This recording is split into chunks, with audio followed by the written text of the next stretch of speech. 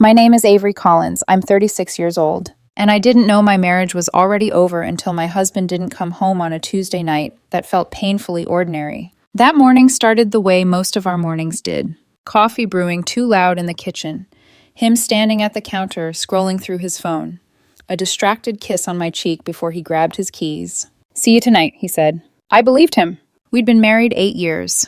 Long enough for routines to feel safe. Long enough to stop questioning small changes in tone or timing. Long enough to assume silence meant busy, not gone. When 6 o'clock passed, I wasn't worried. When 8 hit, I sent a casual text. "Everything okay?" No response. By 10, I tried calling. Straight to voicemail. I told myself he was out with coworkers. He did that sometimes. Stayed late. Came home buzzed but smiling, full of half-finished stories. Midnight came. Still nothing. At 2:07 a.m., I was sitting upright in bed, phone glowing in my hand, heart pounding for reasons I couldn't fully name yet. By morning, fear had replaced denial. I called his sister. She hadn't heard from him. I called his best friend. Same answer. That afternoon, I filed a missing person report. The officer was kind but realistic. No signs of foul play. Phone active. Credit cards untouched. "Adults are allowed to leave," he said gently. But my husband hadn't told me he was leaving. That's what broke me. On day 4, his sister finally admitted she'd received one message. "I'm fine, need space." That was it. One sentence. Not to his wife, to his sister. And in that moment, I realized something terrifying. He didn't disappear. He chose who deserved an explanation, and it wasn't me. By the 4th morning, exhaustion had settled into my bones like something permanent. Not the kind you fix with sleep, the kind that comes from holding your breath for days, waiting for a life to restart itself. I hadn't gone to work. I'd told my boss it was a family emergency, which wasn't a lie. I just didn't yet know what kind of emergency it was. His parents called that morning. I almost didn't answer. When I did, his mother's voice was already tight, sharp with accusation disguised as concern. "What's going on with my son, Avery?" I swallowed. "I don't know. He didn't come home. I filed a missing person report." There was a pause, not shock, not fear. Suspicion. "Well," she said slowly, "men don't just disappear for no reason." That sentence lodged itself somewhere deep and ugly inside me. His father took the phone next, asked if we'd been fighting, asked if I'd pushed him too hard, asked if I'd said something. Not once did they ask if he was okay. By the time I hung up, my hands were shaking. That afternoon, I replayed the last 6 months in my head like security footage. We hadn't been perfect. No marriages after 8 years. We'd been busy, tired, comfortable in that quiet, unglamorous way people mistake for stability. But there were no screaming matches, no ultimatums, no slammed doors. Nothing that justified disappearing without a word. That night, his sister texted again. "He says he just needs time. Please don't make this harder than it already is." I stared at the screen. Harder for who? Because it was already unbearable for me. Day 5 came and went without him. And that's when something inside me shifted. Not emotionally, but practically. I stopped waiting. A colleague from work had once mentioned hiring a private investigator during a workers' comp fraud case. I found the number buried in an old email. His name was Ryan. Everyone called him Rye. I sat on the edge of my bed, phone in hand, arguing with myself. This felt invasive, desperate, wrong. But so did being erased from my own marriage. When he answered, his voice was calm, professional. "My husband hasn't been home in 4 days," I said. No warning, no explanation. He told his family he's fine, but he hasn't contacted me. A pause. "And you want to know where he is," Rye said. "I want to know what's happening," I replied, "because nothing about this makes sense." He didn't judge, didn't dramatize. "Phones leave trails," he said. "So do hotels. I'll start immediately." After I hung up, guilt crept in, sharp and unwanted. But it didn't last. Because my husband had vanished without giving me the courtesy of honesty. That night, I slept on the couch with my phone in my hand, jumping at every vibration. At 7:46 p.m. the next evening, Rye called. "I found him," he said. My heart stuttered. "Where?" There was another pause, longer this time. A hotel, downtown, checked in Tuesday night, 1 room, king bed.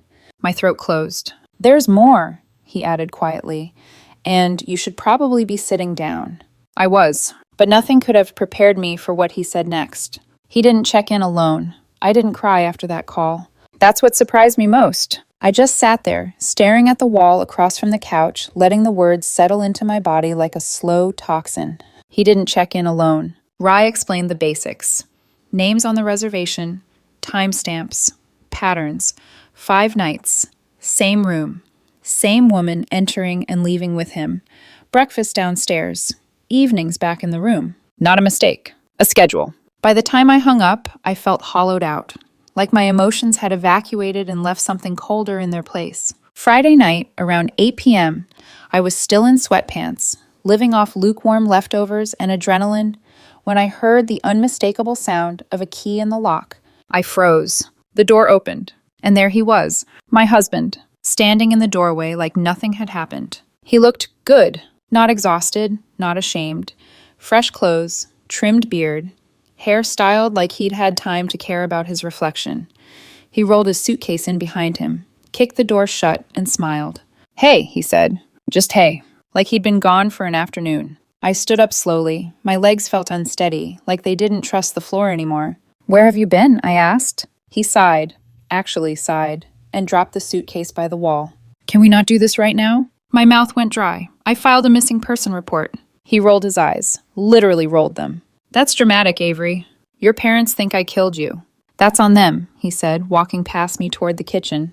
"I told my sister I was fine." "One text," I said, "in 5 days." He grabbed a bottle of water from the fridge, twisted the cap like this was an inconvenience, not a catastrophe. "I needed space," he said. "I'm allowed to need space." "Without telling your wife?" "I don't owe you a minute-by-minute breakdown of my life." Something inside my chest cracked, not loudly, not all at once, just enough to let the cold air in. "A break from what?" I asked quietly. He finally turned to face me. "Our marriage," he said. "You. Everything." There it was. Not guilt, not regret. Confidence. "You're always here," he continued. "Always watching, always asking questions. I needed to remember who I was without you hovering." Hovering. I stared at the man I'd built 8 years around and felt something snap cleanly into place. "So you ghosted your wife for 5 days," I said. "Let your family think I was the problem." "I came back, didn't I?" he said, crossing his arms. "Can we just move on? I'm tired." Tired. I looked at him, really looked. And in that moment, I knew something he didn't. I smiled, softly, calmly. "You're right," I said. His shoulders relaxed. "I don't owe you answers." Relief flickered across his face. He even smiled back, like he thought this was over. I turned and walked toward my home office. Behind me, he called out, casual and smug, "Thank you for being reasonable for once." I didn't respond. I reached for the manila folder sitting on my desk, the one Rye had couriered over 2 hours earlier, and I walked back into the living room. The smile was still on his face when I handed it to him. That was the last second of peace he'd have for a very long time. He took the folder with one hand, distracted, still wearing that relaxed half-smile. The kind people wear when they think a conflict has been neutralized. "What's this?" he asked. "Open it," I said. He flipped it open casually at first. Divorce petition, filed, stamped, dated. His brow furrowed. What is this?" "You've been served," I said evenly. The color drained from his face in real time. "What the hell are you talking about?" he snapped, flipping pages faster now. "You can't just—" I reached past him and slid the next stack of papers out of the folder. Hotel receipts. 5 nights. 1 king bed.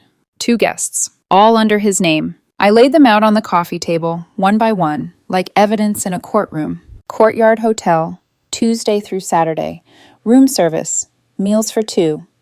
Champagne on night 3. His mouth opened.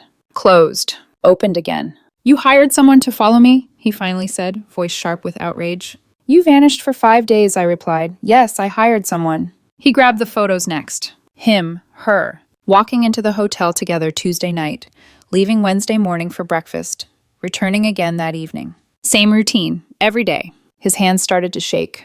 "This isn't what it looks like," he said quickly. Too quickly. "Room service for 2 looks pretty clear to me." He flipped to the registration page. Her name was there. Full name. Printed in black ink. His eyes lifted to mine, panic finally breaking through the arrogance. "You didn't even talk to me," he said. "You just ambushed me."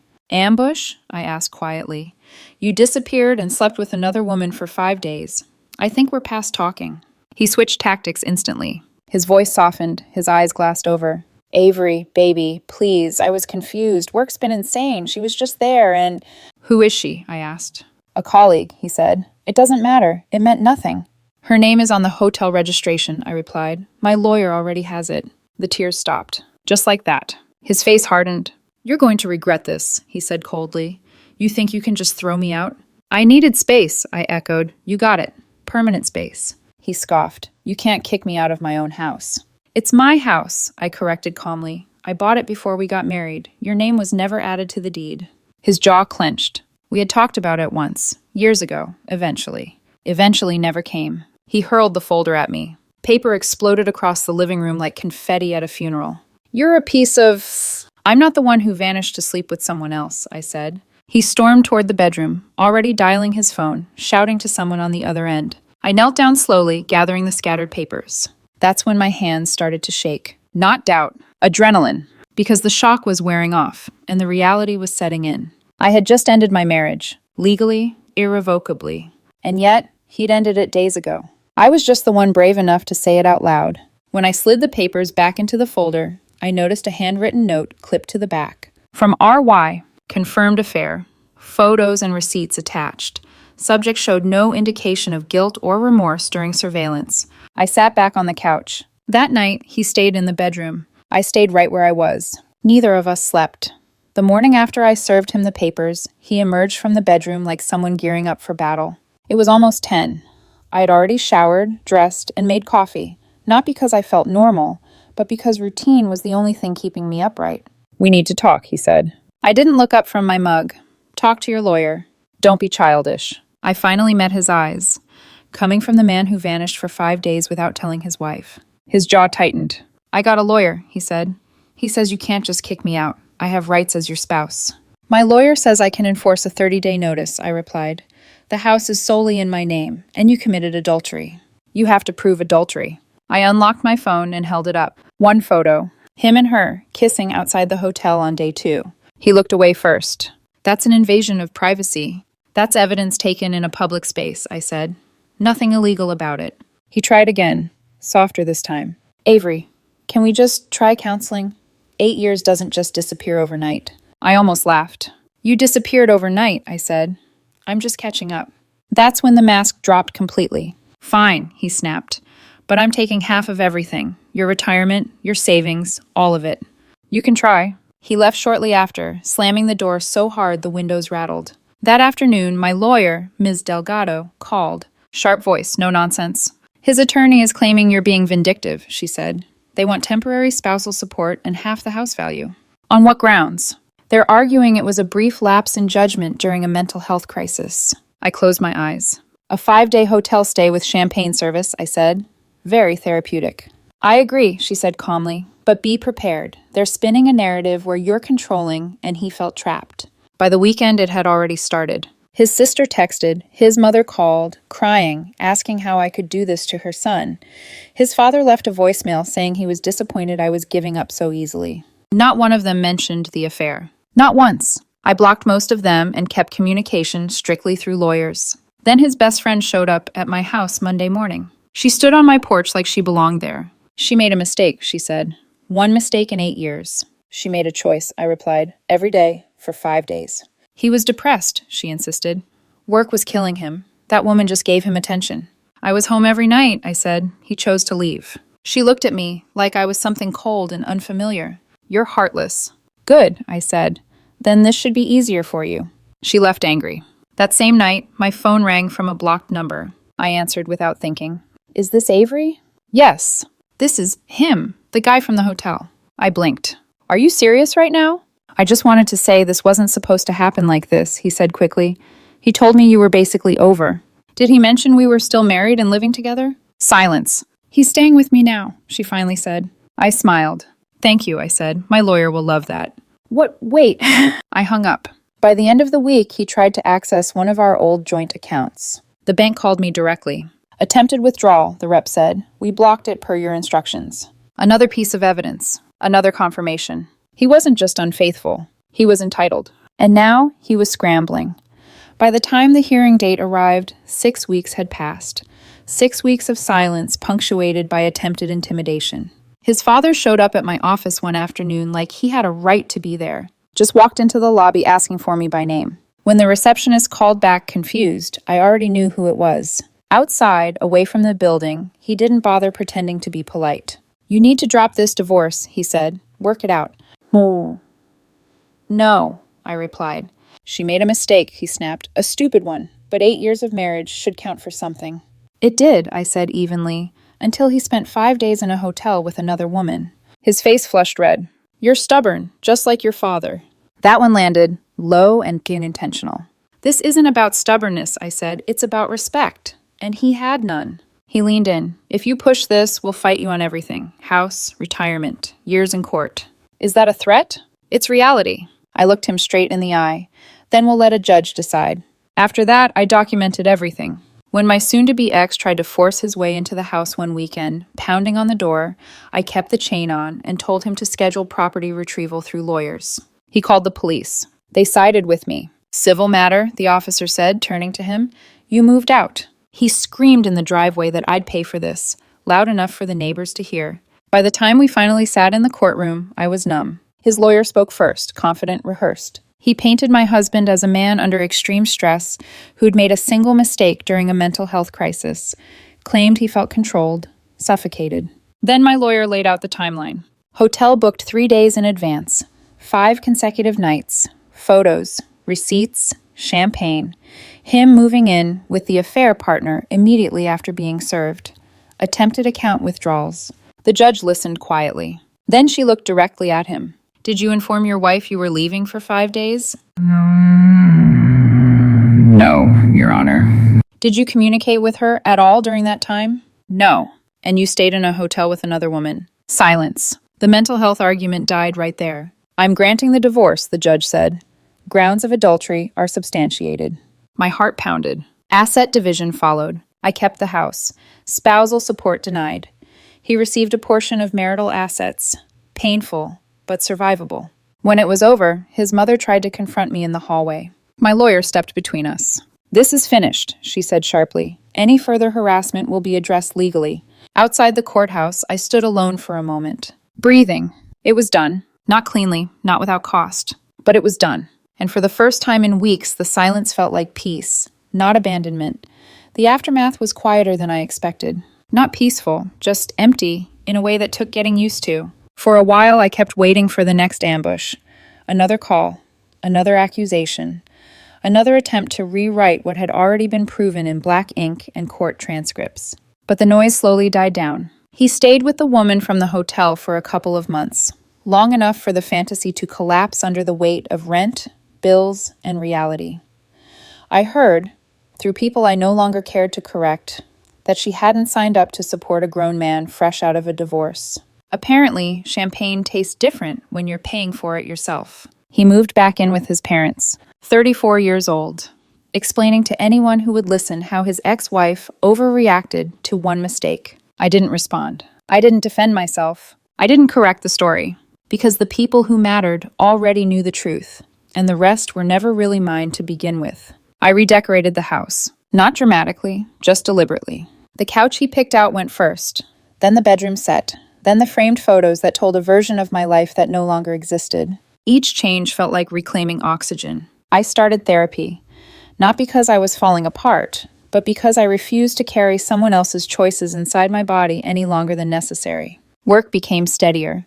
A few weeks after the divorce finalized, I was promoted. More responsibility, better pay.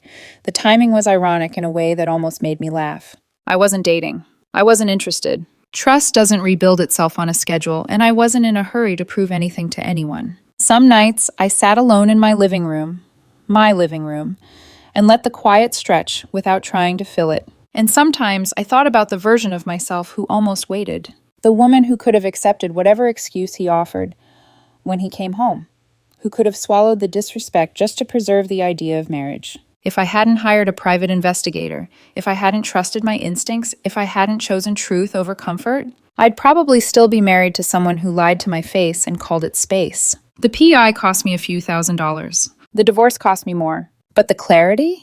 Worth every cent. There was no dramatic revenge. No triumphant ending where everyone clapped. Just consequences. He made choices. I responded to them. The legal system did its job. Now, he's someone I used to know. And I'm someone who finally believed what I saw instead of what I was told. That chapter is closed. Whatever comes next, I'll meet it without lies in my house.